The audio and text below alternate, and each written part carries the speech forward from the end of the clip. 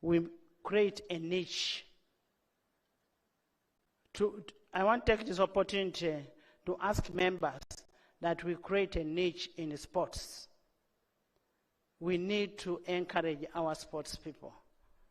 We need to encourage our children who are talented to ensure that they get what they get.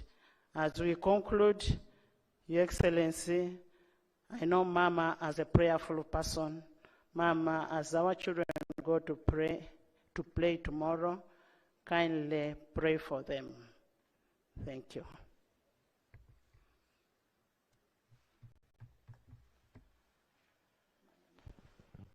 Item number 5, invitation by the Right Honourable Speaker to His Excellency the President to deliver at Parliament an address on the state of the nation in accordance with Article 1011 of the Constitution. Your Excellency the President of the Republic of Uganda, it is your mandate under Article 1011 of the Constitution that at the beginning of each session of Parliament to deliver to Parliament an address on the state of nation. Honorable members, as we welcome the President to deliver his address on the state of nation, I draw to your attention and urge you to abide by Rule 10 of the Rules of Procedure, which provides in Sub-Rule 3 that while the President in making a statement in Parliament, he shall be heard in silence, and his statement shall not be followed by any comment or question.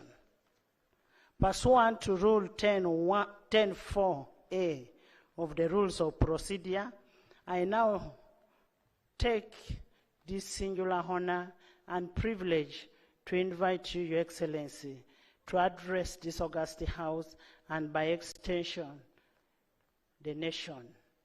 You're most welcome, Mr. President.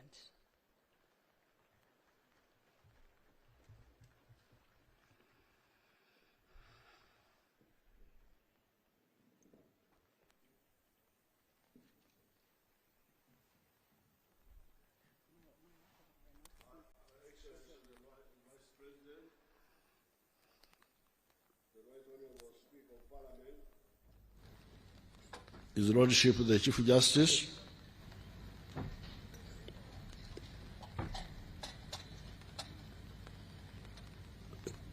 Right Honourable Deputy Speaker of Parliament, His Lordship Deputy Chief Justice, Right Honourable Prime Minister, all the other leaders, ministers, members of Parliament,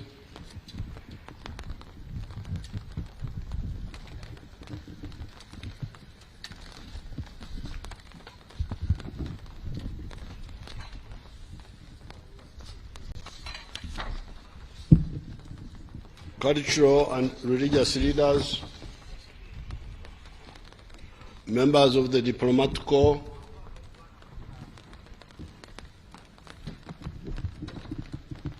the Wananchi, distinguished guests, ladies and gentlemen. In fulfillment of the constitutional requirement under Article 101, Clause 1 of the Constitution of the Republic of Uganda, I am here to deliver the State of the Nation Address 2024. On this occasion of the State of the Nation Address, I would like to remind the Ugandans of the 3 historical missions, the 4 principles of the NRM, and therefore determine what distance has been covered in prosecuting those goals and what remains to be done and what is the main obstacle on that transformational road. Our movement came on the scene initially as a student movement, getting elements from the old political parties of UPC, DP, and Kawekayeka that had sectarian platforms, misusing the politics of identity, religious, tribal, and gender chauvinism. After careful analysis, we established that Africa needed us to pursue 3 historical missions.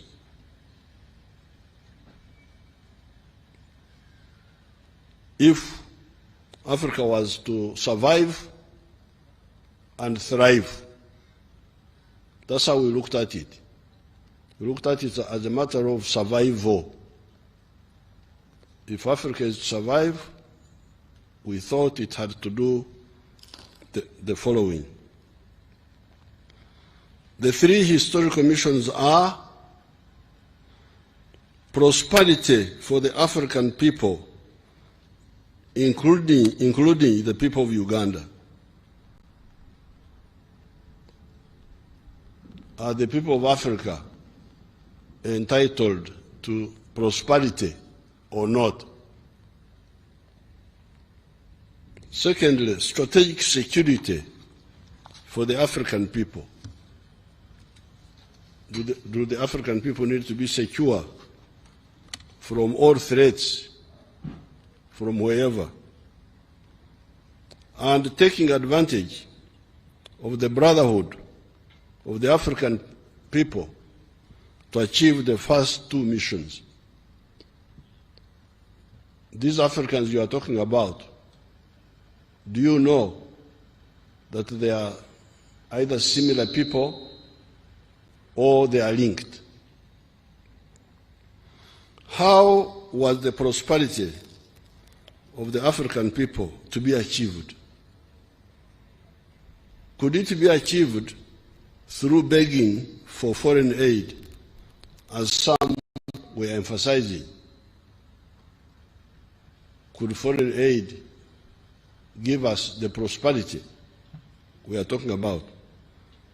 The answer, according to us, was no. Our conclusion was that prosperity could only come from each adult person engaging in producing a good or a service sustainably and selling it. That's where prosperity comes from. Each adult person must produce a good or a service and sell it. If he or she does so with a chibaro is our local language meaning maximizing profit, making sure that what you are doing will give you what you want, he or she will be prosperous. Since individuals cannot effectively work alone, the different zones of the country are always encouraged to specialize in given class of products or services. It is this realization that led us to distill our first NRM principle, patriotism, love Uganda. Why love Uganda? It is because you need it for your prosperity in the form of the market. Whether you like other Ugandans or you don't like them, but you need them for your prosperity, because they need to buy what you produce so that you are able to be prosperous. When you produce a good or a service, the next question is, who will buy the good or service and in sufficient quantities to guarantee the prosperity of the wealth creator. One of the factors we realized was that normally people of the same tribe or the same locality produce similar products. Hence, they do not easily buy from one another. It is the people from other parts of the country that produce different products that buy the wealth creators' products. Therefore, the opportunists that promote sectarianism and parochialism are enemies of wealth creators, starting with their relatives. They are pseudo-prophets. Banabi abeb shuba. Banabi abobulimba. The Historical Mission of Prosperity pushed us to discover the second NRM ideological principle, that of Pan-Africanism. Love East Africa. Love Africa. Those who are the guests who are not from here, from East Africa, they had us playing two anthems, the anthems you had. One anthem is for Uganda, the other one is for East Africa. We insist on that in order for us to get out of poverty, we need Uganda, we need East Africa, we need Africa. Because if they buy what we produce, we are going to be prosperous. And if we also buy what they produce.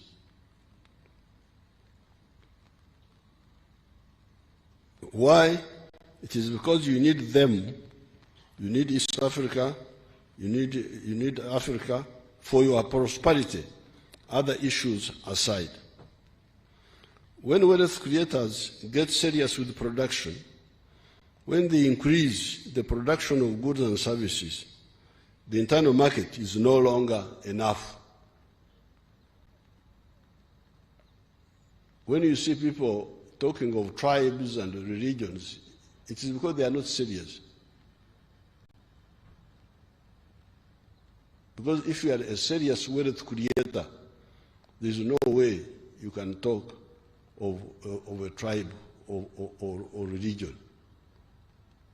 Because you need the pockets of so many people to support your prosperity.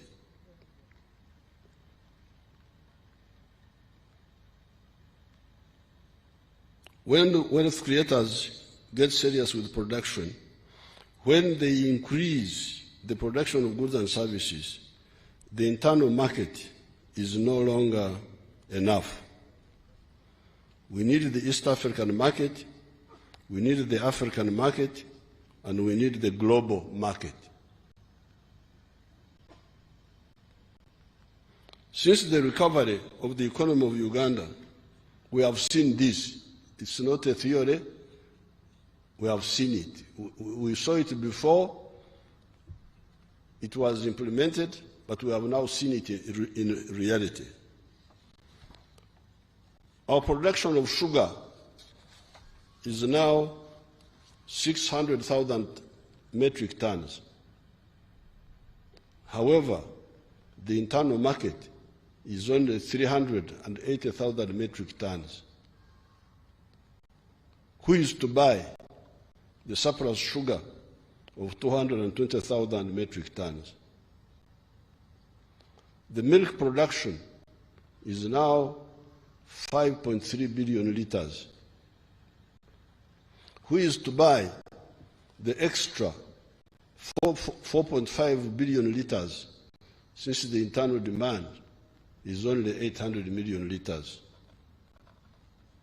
The cement production is now 6.4 million metric tons, and yet the internal demand is only 2.4 million tons.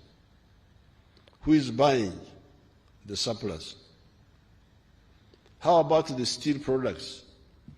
The internal demand is 1.5 million metric tons, yet the annual production of steel products in Mitayimbwa, although still at 610,000 metric tons, leaving a deficit of 890,000 metric tons, it will soon be about 3 million metric tons with the new vertically integrated steel industries using the high-grade obutare. Obutare is our indigenous word for iron ore of Muko in the Rwanda area. So soon our production will be 3 million metric tons of steel, and yet the internal demand is 1.5 million. Who will buy the surplus steel? The products of the new vertically integrated factories will completely wipe out the need for importing high-quality steel for hydropower dams, the railway, high-rise buildings, etc., that need very strong steel, different from the steel of the recycled steel products from scrap metal. Because up to now, we have been using scrap metal, the old tanks of Idi Amin, to make steel. But now we are going to use our iron ore, our obutare, the best in the world. There is no other iron ore which is richer than this one, 70% pure. Even now, we also import steel ingots and add value. Some of this steel is re-exported to the region. The answer for all these questions is that it is mainly East and Central Africa that are buying the surplus. The commercial area is buying goods and services worth US dollars 2 billion, 2.157 billion from Uganda. Therefore, the NRM was right to distill the principles of patriotism and Pan-Africanism, and to oppose groups that were pushing for parochialism in Uganda and Eurocentrism globally. You know, when we were about coming to government, I went to Europe, and the Europeans asked me, because our old political parties here, the Democratic Party was allied to the Christian Democratic Party of Germany. They were actually being supported by the Konrad Adenauer Foundation. The UPC was being supported by the Social Democrats. They have got their group. They are the ones who helped them to build the Uganda House, to start building the Uganda House. Then the government built it using government money. And when we came, some people wanted me to take back the building. I said, no, watch it.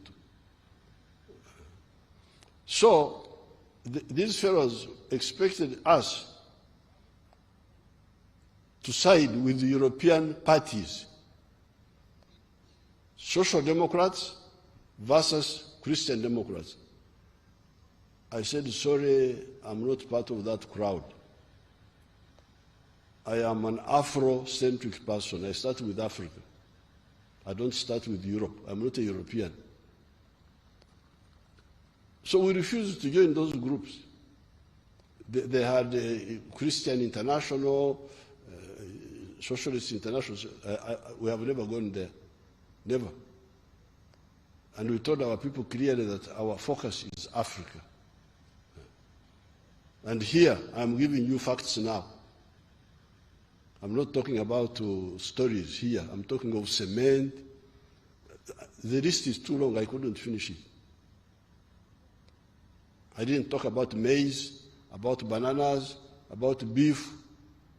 You know what is happening. It is Africa that is supporting us, and we are also supporting them.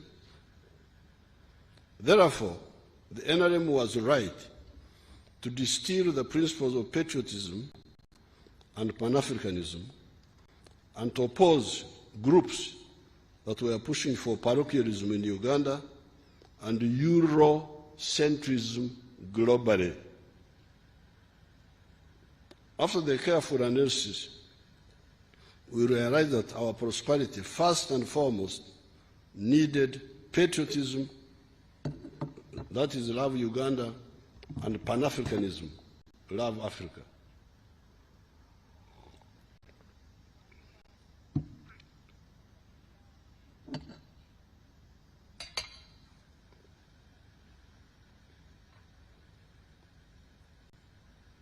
We access other markets in addition, but let us secure these two levels first. This is why we worked so hard to revive the East African community and to consolidate COMESA. I salute the Wazee, Daniel Arap Moi, the late, Al Hassan Mwinyi, the late, and Benjamin Mkapa, the late,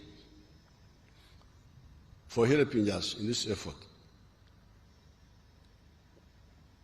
On the COMESA battle, I remember leaders like His Excellency Jean-Baptiste Bagaza of Burundi, Dr. Peter Mutharika of Malawi, Bax Nomvete, he was our Secretary General, he was from South Africa, of COMESA,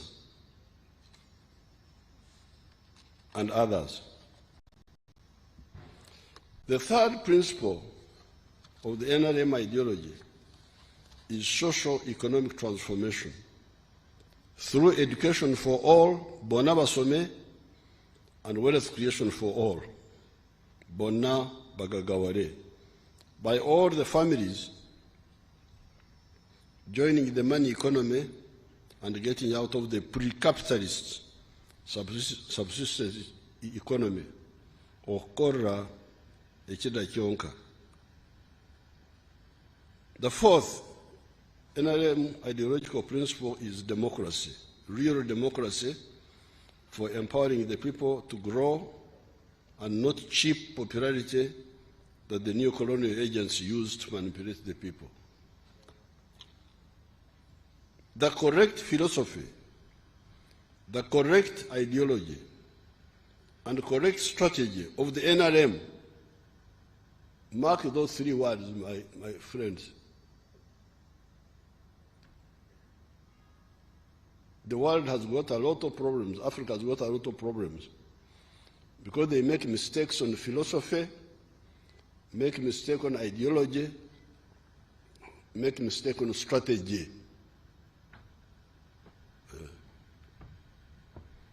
The correct philosophy, ideology, and strategy of the NRM have enabled the economy and society of Uganda to go through 5 phases since 1986. These phases are, number 1, the minimum economic recovery phase of restoring aspects of the small colonial enclave money economy of the 3 C's and 3 T's. Our small colonial economy was characterized by the economy of the 3 C's and the 3 T's. 3 C's was coffee, copper, and cotton. And the 3 T's were tobacco, tourism, and tea, surrounded by a sea of backwardness. That's the situation we had here in the 1960s. And that small island was comprised of the 3 T's and the 3 C's. but Idi Amin destroyed it. So when we came, we had to bring it back. This is the first phase we call the minimum economic recovery. 2, expanding that enclave with the more production of coffee, tea, etc. That small island was producing coffee of 2 million bags. We are now producing 9 million bags. That small island was producing tea of 23 million kilograms before Amin came in. By the time we came, tea production had declined to 3 million kilograms. We are now producing 60 million kilograms of tea. So, number 1, minimum recovery. Number 2, expansion of the small island economy. Number 3, the diversification of the enclave economy by commercializing the production of bananas, cassava, milk, fruits, palm oil, cocoa, fish, beef, etc. Because during the time of the British, they would say that coffee was the cash crop. Milk and maize and so on were not cash crops. They were just for home consumption. But we said no, all these are cash products. That's why, therefore, phase 3 has been diversification. Phase 4, adding value to some of these raw materials, such as cotton, fruits, milk, tea, timber, sugar, etc. The other day in my speech in Nairobi, I was able to castigate the African practice of exporting raw materials. This is very, very, very, very dangerous for this continent. Here, I have banned the export of unprocessed minerals. If a mineral is not fully processed, I don't allow it to be exported. But even the other products, we are struggling to add value to all of them, even coffee. Now, number 5, phase 5, the knowledge economy through the production of vaccines, 6.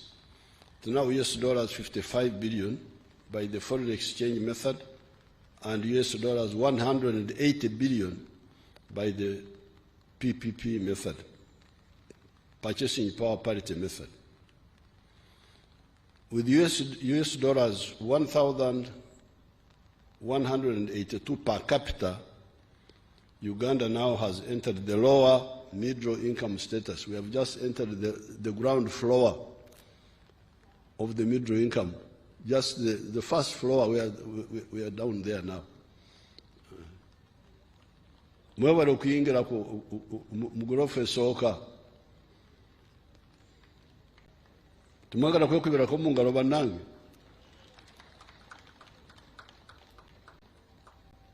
Apoyo Rubanga.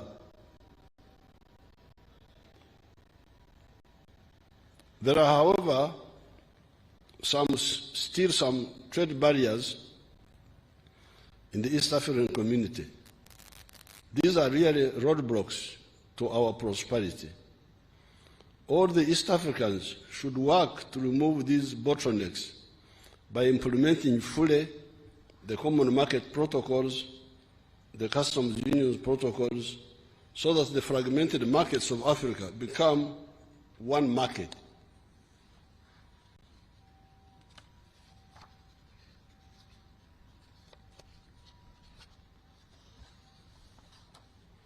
With a more united African market, we can then be able to negotiate with other countries for market access to their markets, such as the European Union, United States of America, USA, China, Russia, the Gulf countries, India, etc.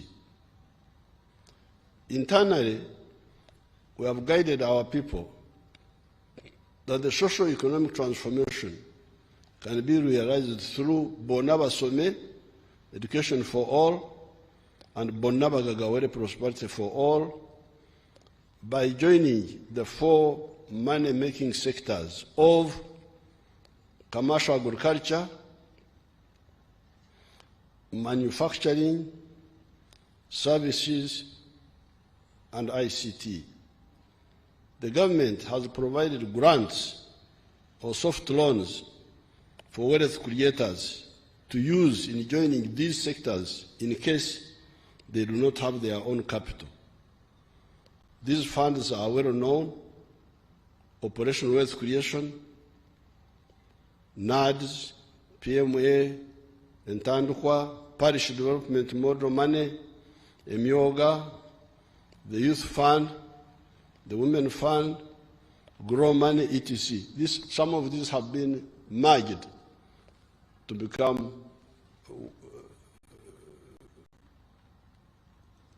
fewer funds, but doing the same work. These funds are mainly for the low-income people. The actors that are more empowered should borrow from the Uganda Development Bank for agriculture, for manufacturing, and some of the services such as tourism. We don't give loans for importers of perfumes and dead people's clothes. You know, I was having a big discussion with them here. Those importers, I cannot give a loan to somebody, soft money, for somebody to import dead people's clothes and import perfumes and whiskey and so on. No. The Uganda Development Bank money is for manufacturing, for agriculture, and for some of the services. If you want to import perfumes, go to the commercial banks.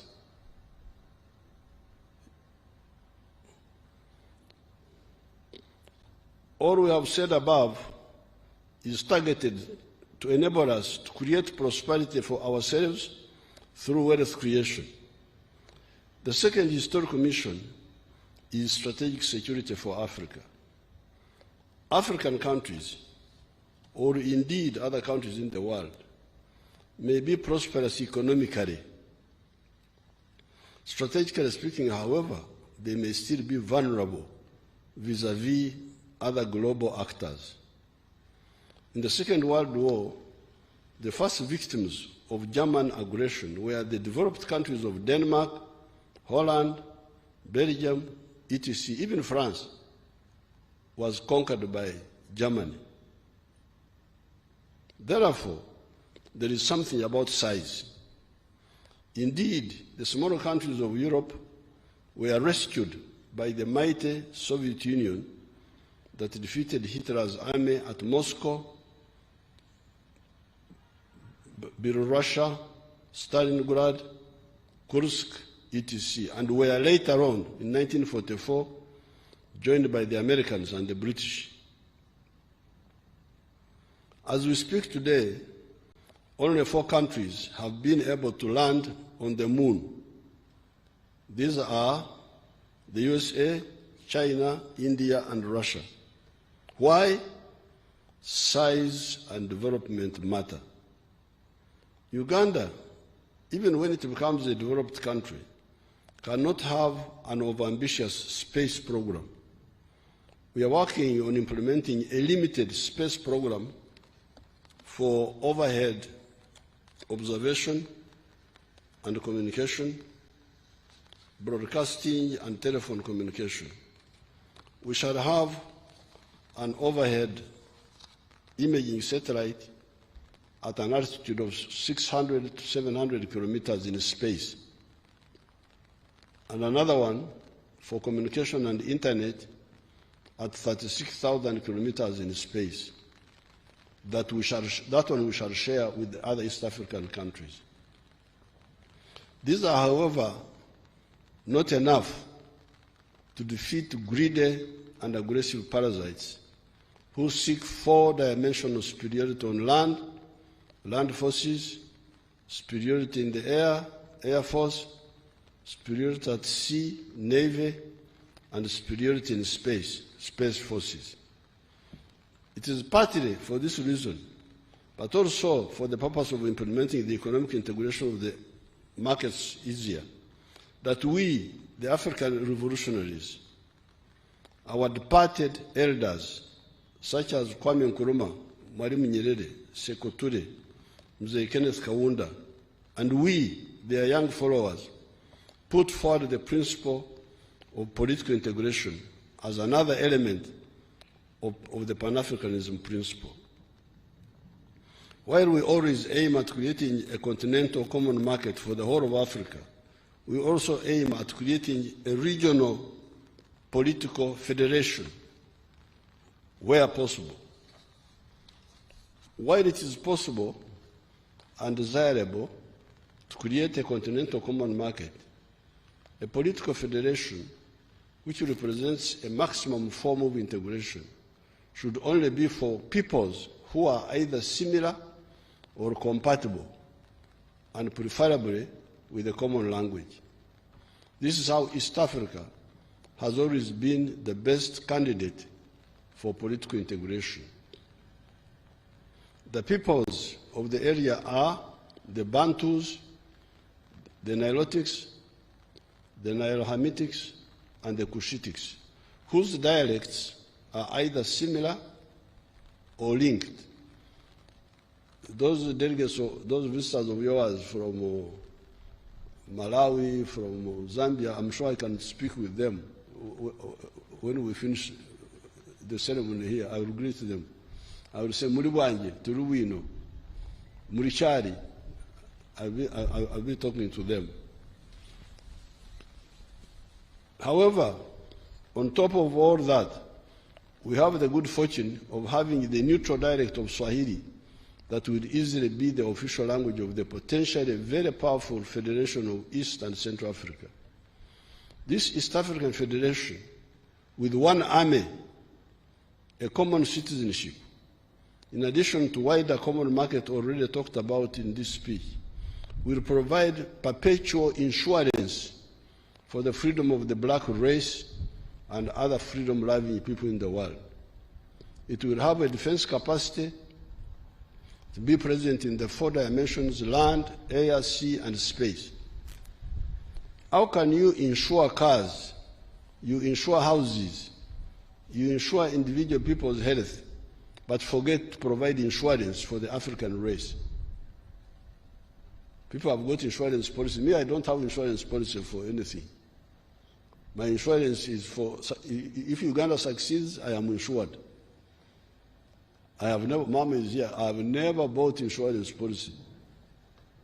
Never. My insurance is for Uganda to succeed. When Uganda succeeds, I succeed. But how can you have insurance for cars and buildings and I don't know what, but you don't insure the African race for them to be secure from threats? This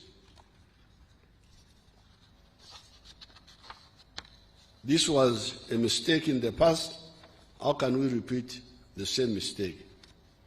In 1963, our leaders were about to achieve this goal. I want to give to the Right Honourable Speaker a historical picture of the pages of the Uganda Argus. It is there on the screen. That picture there. Federation this year, that was 1963. I will give you a copy, Right Honourable. I give to the Right Honourable Speaker a historical picture of the pages. That's clearer. show it to the other people, not just me. Are the audience seeing it? That was 1963. And it was the 6th of June, like today.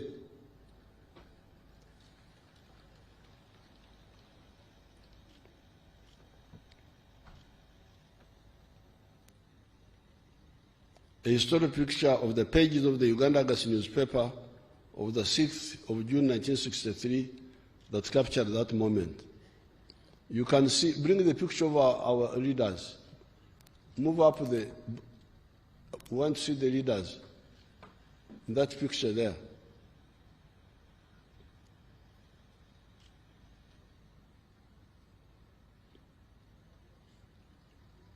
The picture below is, yes, the picture below is, you can see our elders, Mzee Jomo Kenyatta, Mwalimu Nyerere, Mzee Milton Obote, with others, including a delegation from Somalia, declaring the intention to achieve the federation that year, 1963.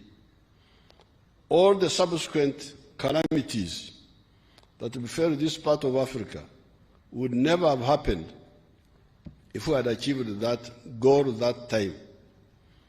The calamities I'm talking about were the seizing of power by Idi Amin in Uganda, the massacres in Burundi in 1972, the genocide in Rwanda, the collapse of the state authority in Somalia, the prolonged civil war in Sudan, or even the Renamo war in Mozambique, etc. There was no way Idi Amin could seize power here if we had an East African government. It couldn't happen. But the fragmentation, the pseudo-sovereignty, you can imagine when Amin grabbed power here, Africans who wanted to oppose him could not do it easily because they were being told, Uganda is independent, Uganda is independent.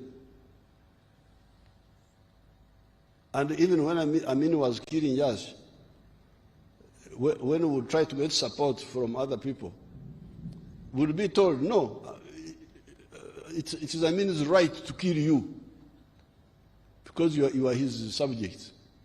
You are his subject. So that missed opportunity was a big setback. A united East African state with one army would never have allowed these tragedies to happen.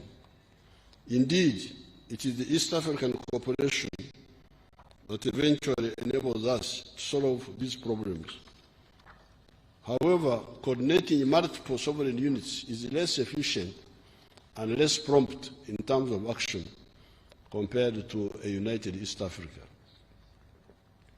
The third historic mission is to simply recognize the brotherhood and linkages among the African people and use them to achieve historic missions, number one, prosperity, as well as number two, strategic security. As we have pointed out a number of times, the African race is only comprised of 4 groups of linguistic classification.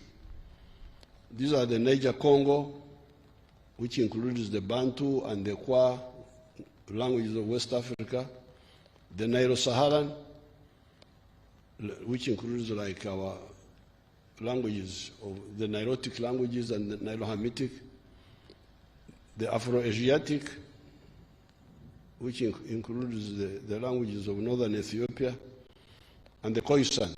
Khoisan they are called the Bushmen in South Africa. They used to be called Bushmen. These groups have linguistic similarities within each cluster and linkages between them.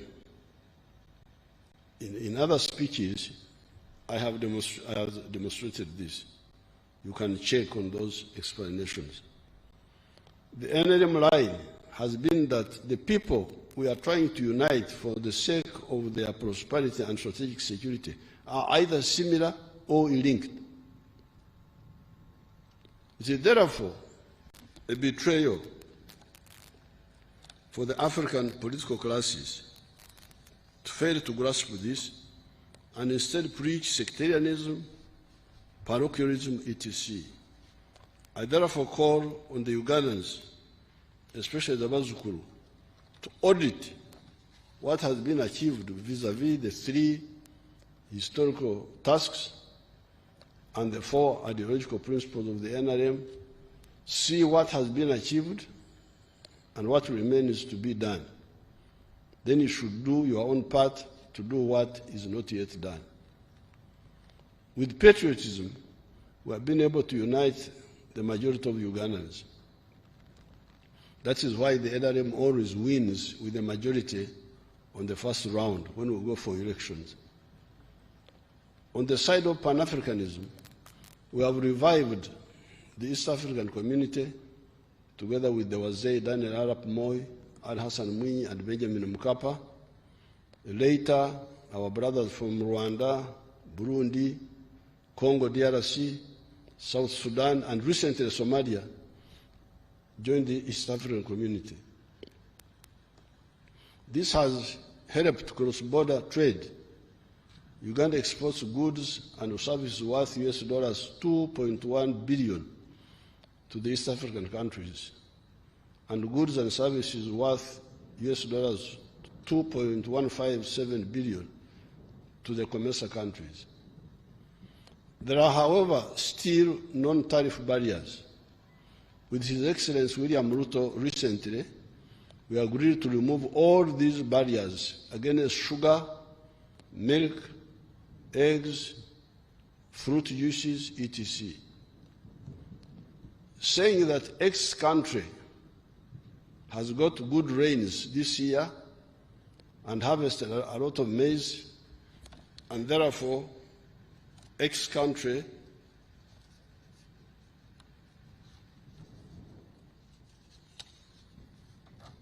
will either give quotas for maize from Y.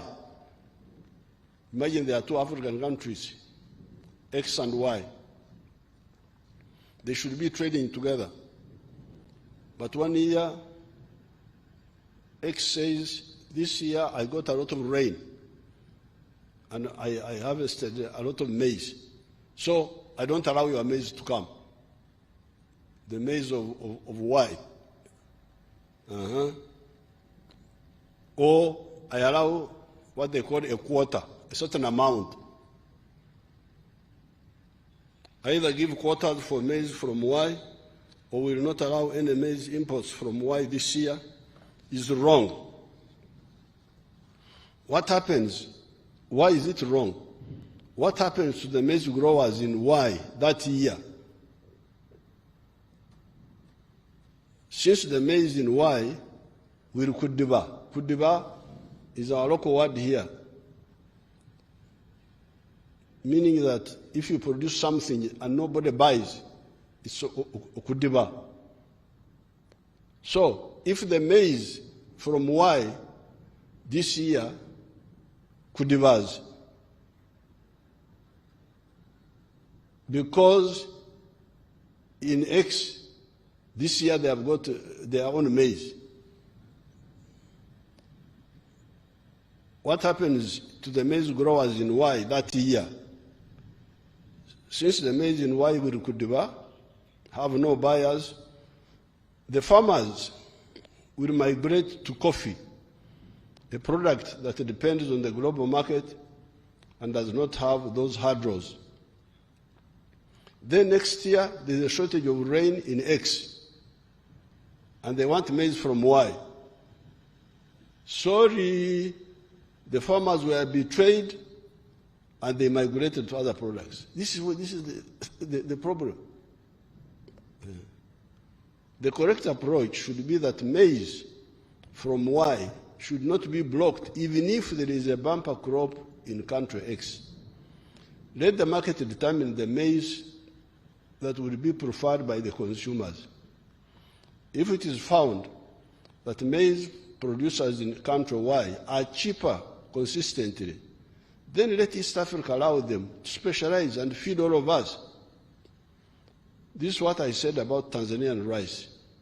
If Tanzania produces rice more cheaply, let us all buy from them.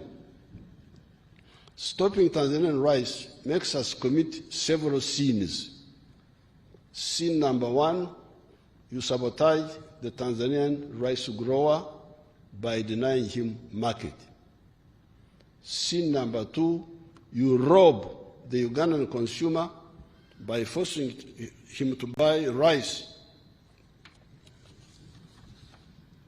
from the inefficient Uganda rice grower at a higher price, because you are punishing the Ugandans to buy more expensive rice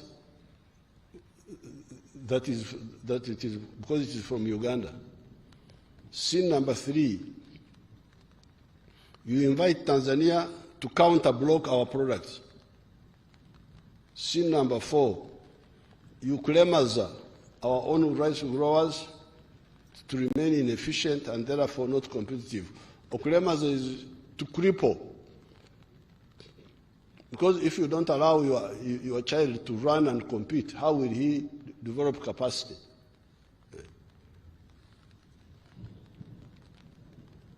Therefore, let all the East Africans insist on full free trade in the East African Community area and eventually in the whole continental free trade area, CFTA. This is the second task of the Ugandan wealth creators. Struggle for the completely free trade in the common market of East African Community and Africa. The first task of the Ugandan wealth creators is to ensure that all the adults engage in wealth creation in the four sectors of commercial agriculture with the Kibaro, Chura, Otita, Aymar profitability assessment, manufacturing and artisanship, services and ICT, using the provided funds of PDM, Emioga, GROW, UDB loans, etc.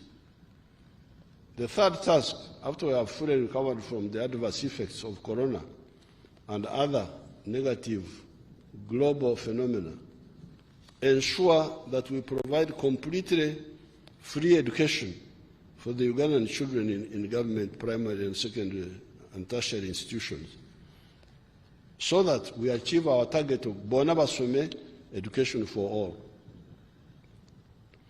The fourth task is for the Ugandans and other East Africans that have got the right spectacles to see how the black race can survive as a free people, or even survive at all, to struggle and bring about the creation of the East African Federation. We have long proposed the movement of the willing.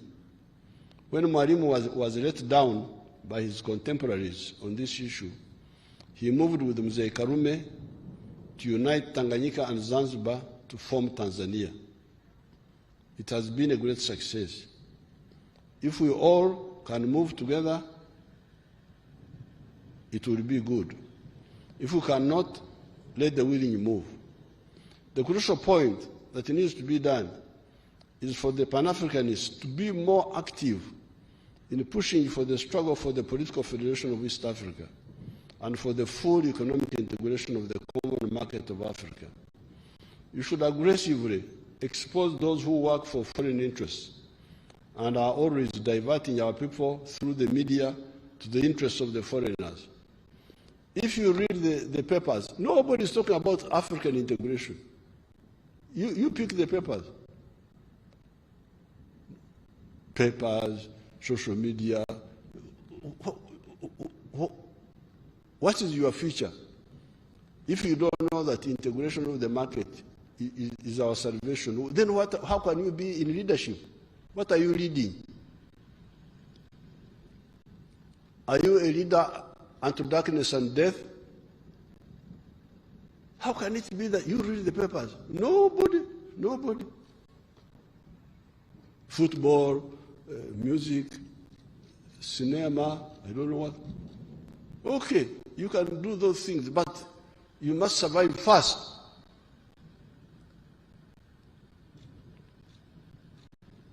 You should aggressively expose those who work for foreign interests and are always diverting our people through the media to the interests of the foreign parasites.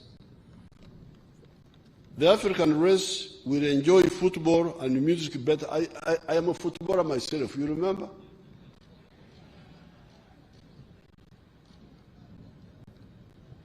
However, from 1966, somebody asked me, what European football club do I support? I said, what? Me to support, I don't even know those clubs.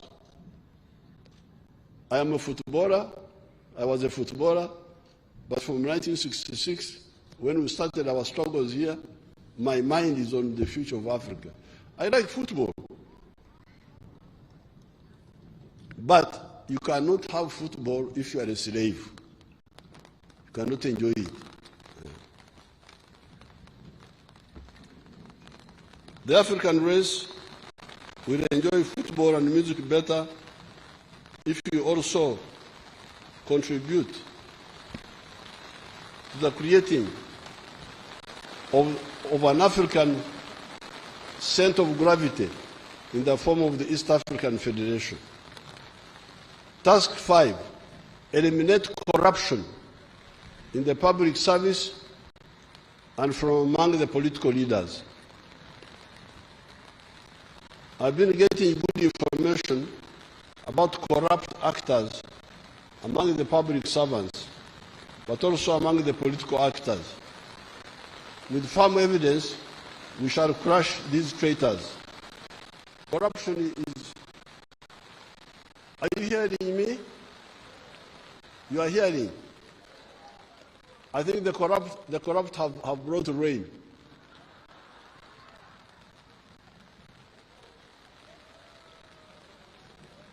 You know, they work with our rainmakers.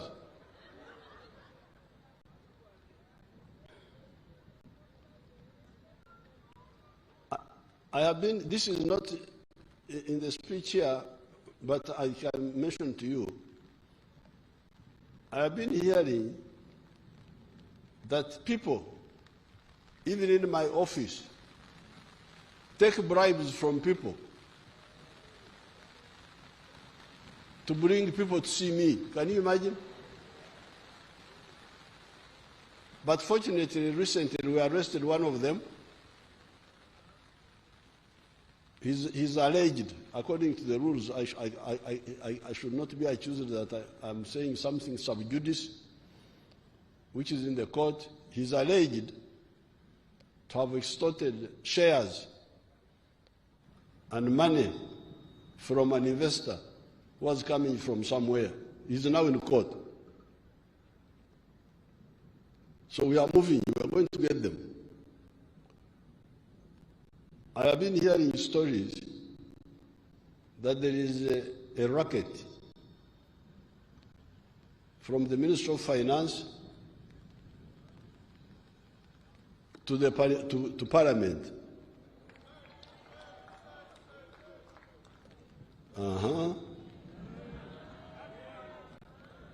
To Parliament. I have been hearing, but now I have proof.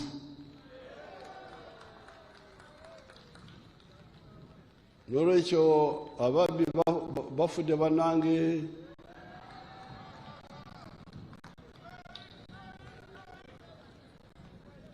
I have been hearing that from Ministry of Finance they arrange with the accounting officers of ministries to come to Parliament, working with some people there to provide certain funds, provided you take a share.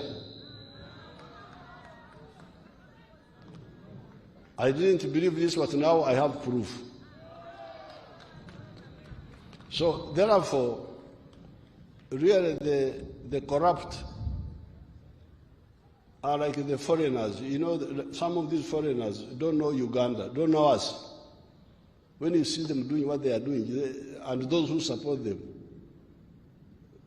I'm very sorry for them because they don't know how strong we are. We are patient. We don't overuse our strength.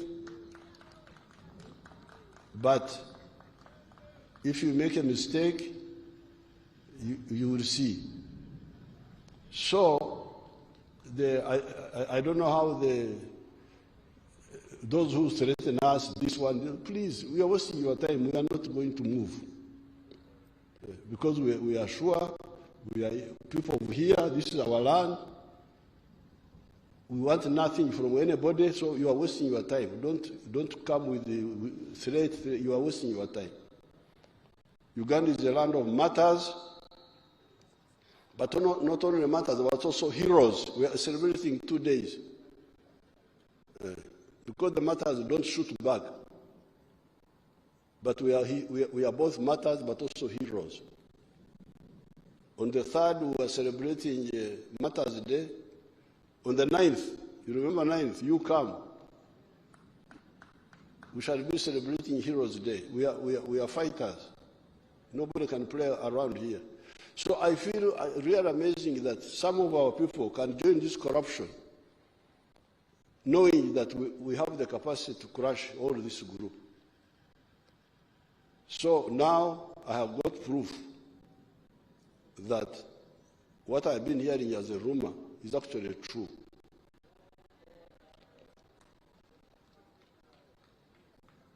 So I don't know how we can arrange,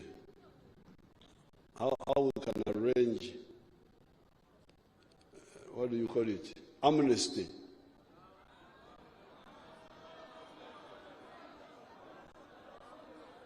No amnesty.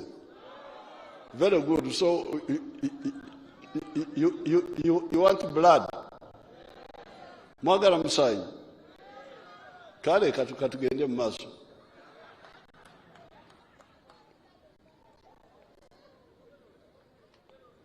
Public servants and political leaders that steal government money are corrupt and will be crushed.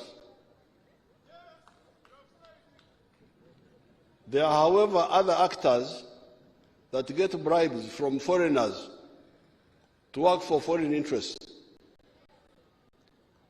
These are both corrupt and traitors,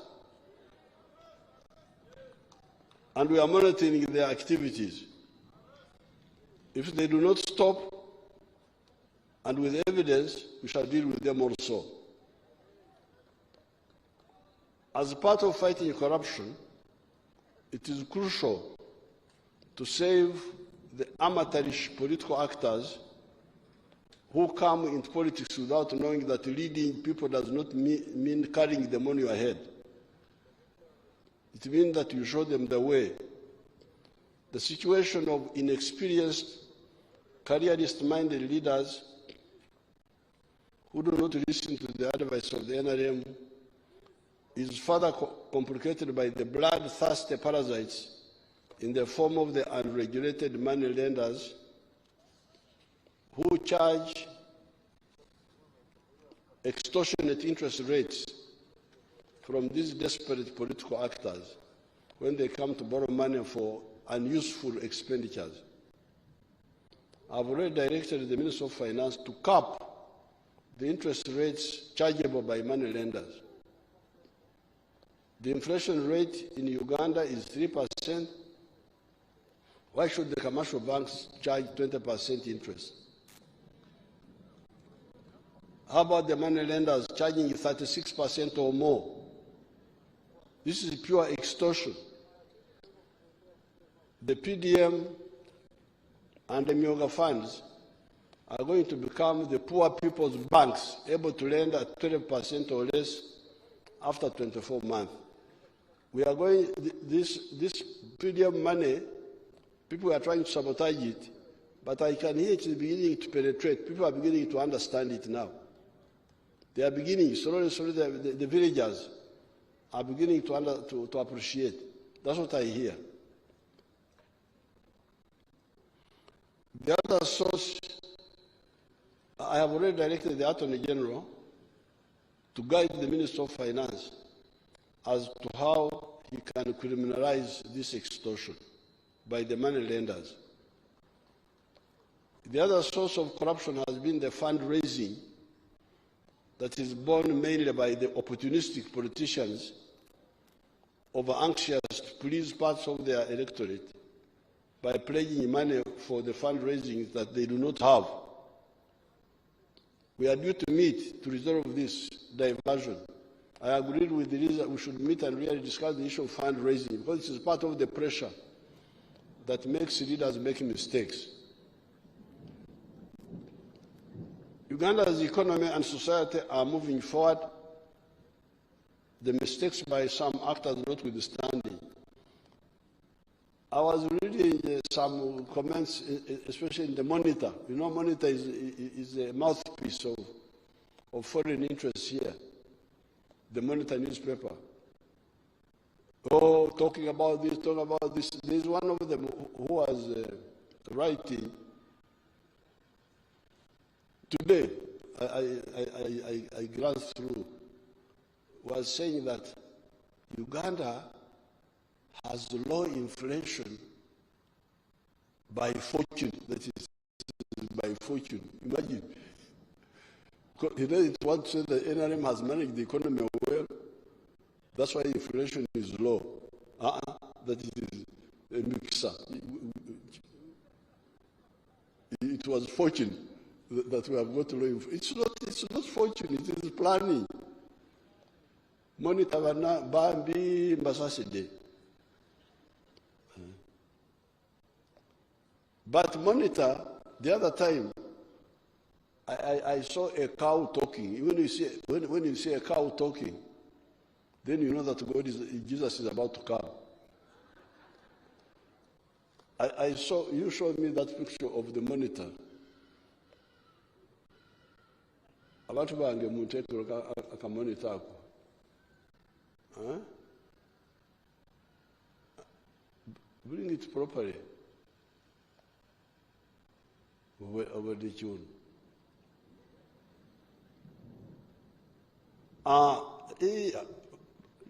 Naye abalabe balina omulimo wano basabotaginga enkuba eremye ate kati batusika.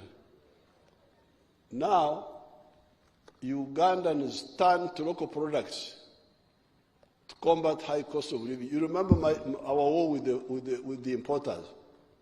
This was Rekerau, hold it there. This was Uganda Monitor newspaper.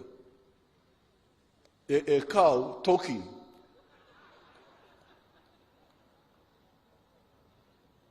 Saying that because we put tax on the imported products, imported dead people's clothes, and that rubbish from outside, that now Ugandans turn to local products. This was, which date was this?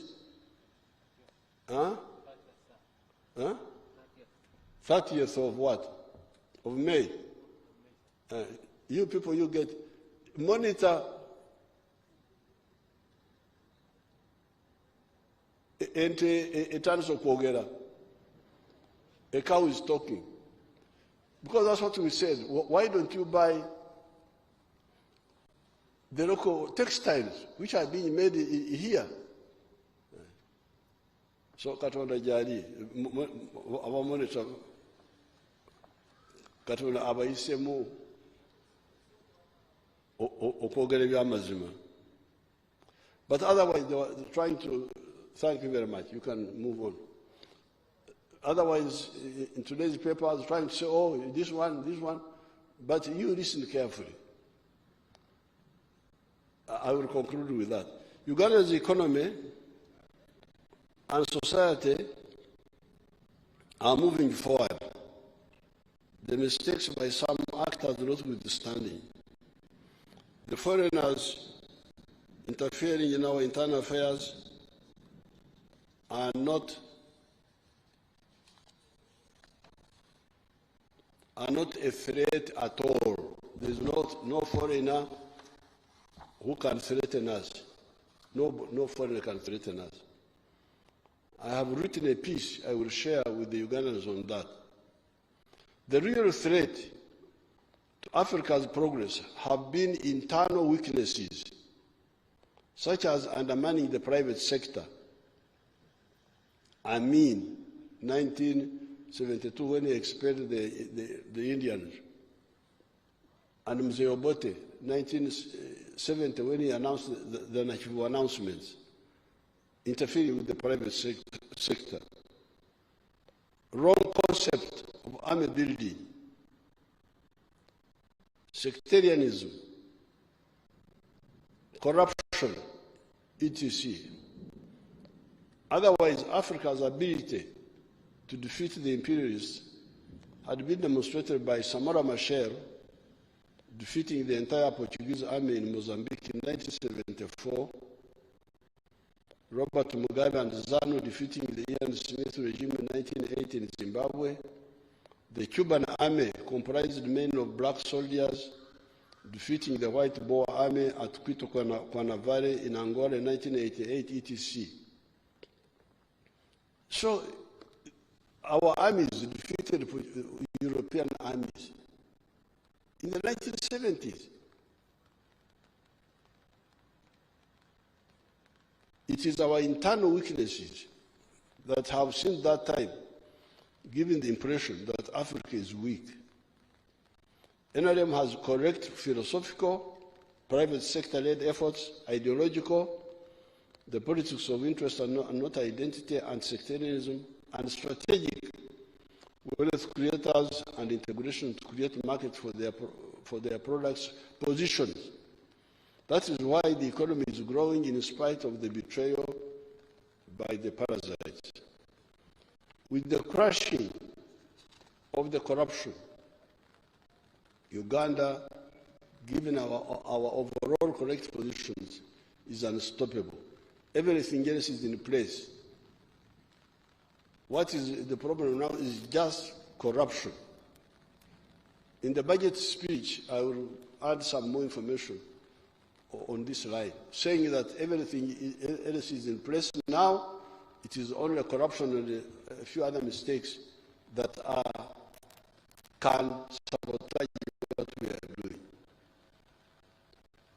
Therefore, the Right Honourable Speaker, I thank the Parliament for the following laws you passed since my State of the Nation address.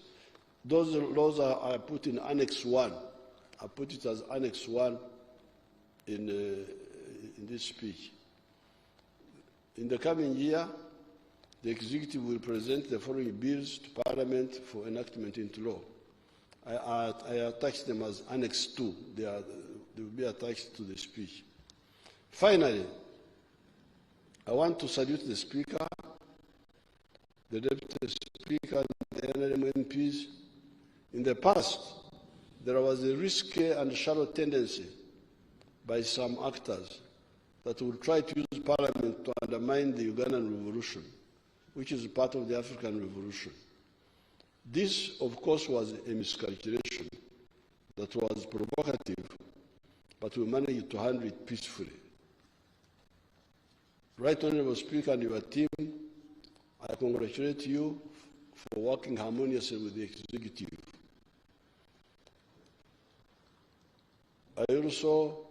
I'm told some of the foreigners are saying that Anita Mongo, because he doesn't undermine the Executive, she's not a good speaker, because she should be Okulemesa, government. Very risky miscalculation. In the recent budgeting process, Honourable Speaker, I congratulate you for working harmoniously with the Executive. I also want to salute the judiciary. In the recent budgeting process, you came together and you were able to synthesize a rational and transparent budget for the country. I call these people, these are like school children, that there is executive somewhere, then there is a parliament somewhere else, then there is judiciary somewhere else. They don't meet. then this one budgets, then brings the other one. I said, but why don't you first agree together? You are all here in Uganda. Your address is here. Why can't you meet and you look at the whole budget? They came and they looked at it, and the budget they brought was harmonized by the three arms. They were able to see that we need this, we need that, we need that. So I want to thank the Parliament and the judiciary. In the recent budgeting process, you came together and were able to synthesize a rational and transparent budget for the country.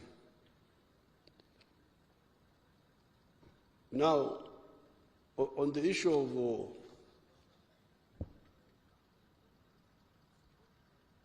the corruption,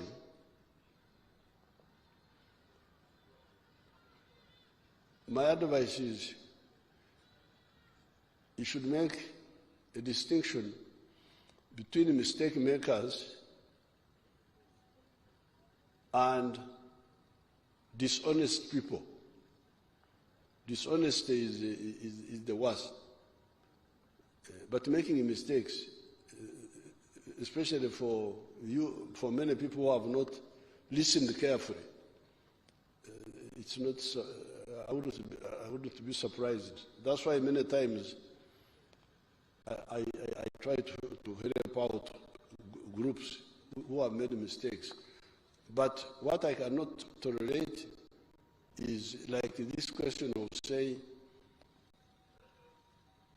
we give money to this ministry, but we take a percentage of it as individuals. This is dishonesty. It's not a mistake. It's a crime. It's a betrayal. Or the ones who go abroad. These foreigners have been approaching our people. They all bring reports. Have been approaching our people. You go and make a bad report against the government of Uganda, and we shall give you an award. And the award will have so much money attached to it in Europe. I wish them good luck. That money of betrayal, we are following it up. We are following it up. They think that we are fools. I don't know why they think so. But we follow all of that. So those two, the dishonest and the traitor,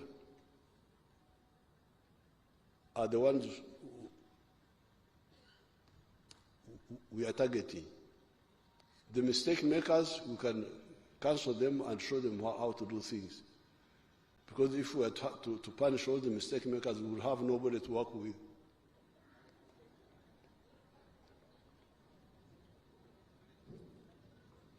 Because they don't know what to do. They don't listen.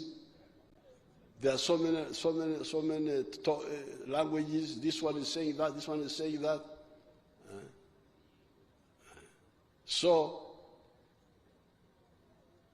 dishonest, foreign agent, mistake maker. Those are three people who need to be handled differently.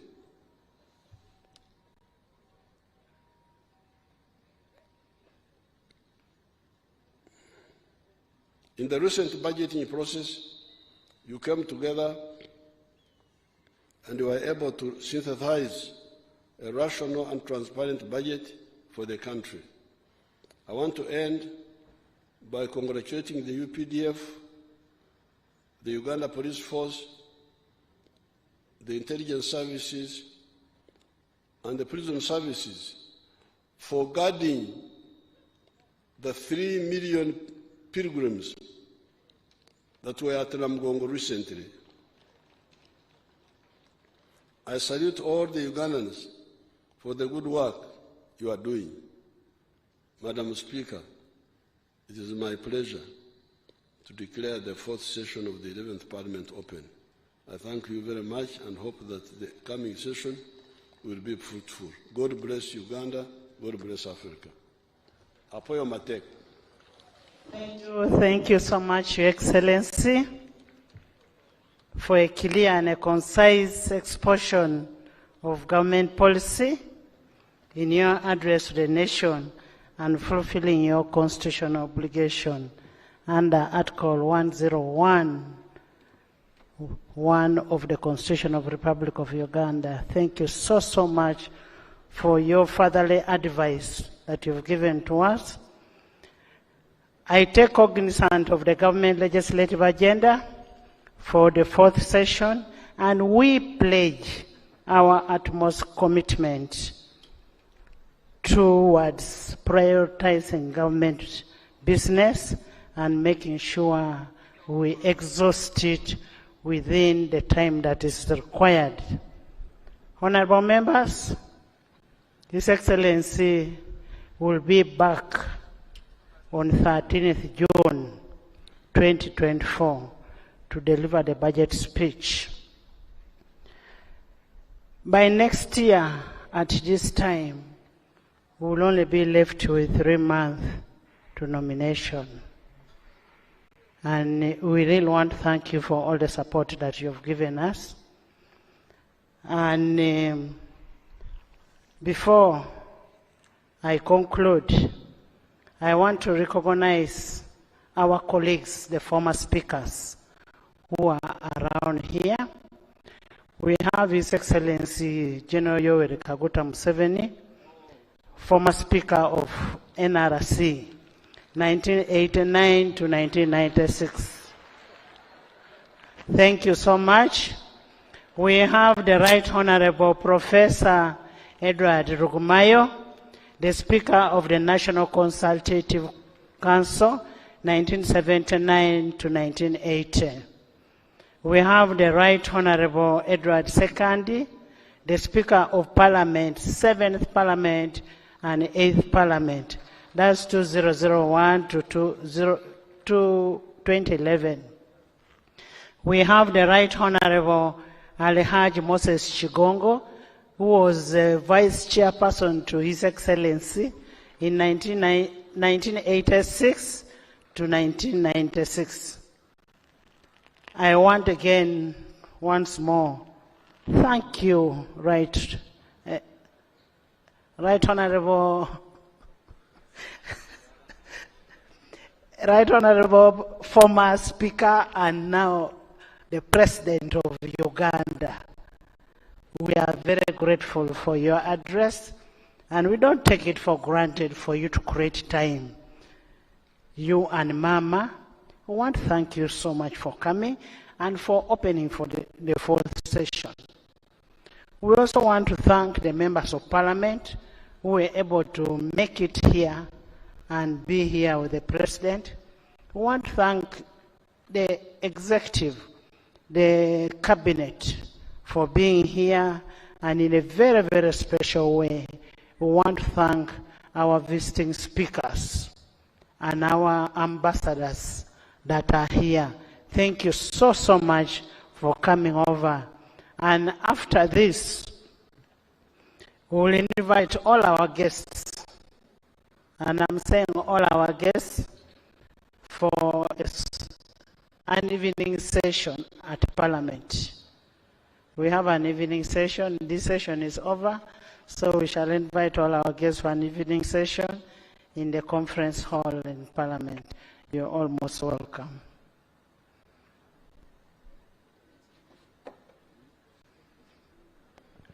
Adjournment.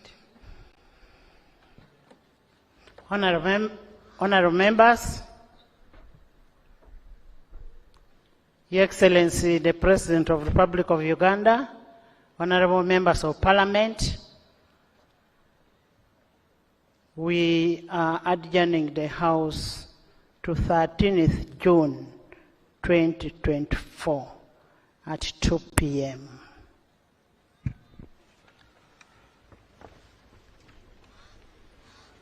The anthems.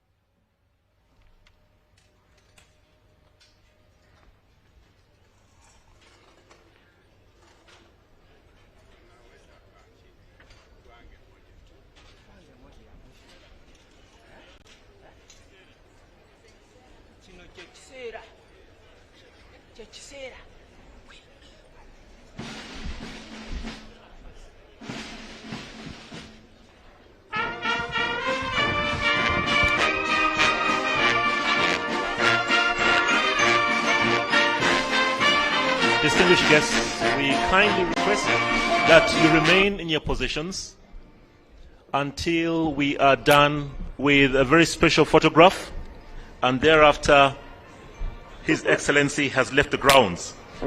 We're going to have two special photos.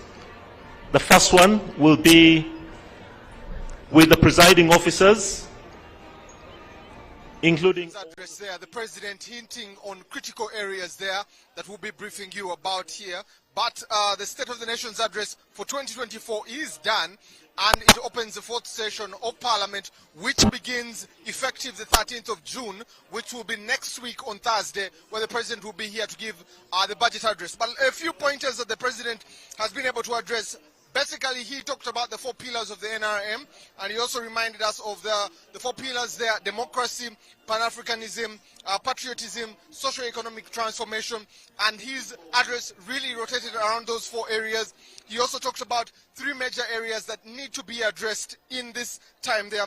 He also talked about prosperity, which is especially for the household, but also every adult Ugandan that is there, but also Africa as a large. He talked about strategic security from all threats, and with these two, coupled with brotherhood, he says they can be merged together to ensure that that happens.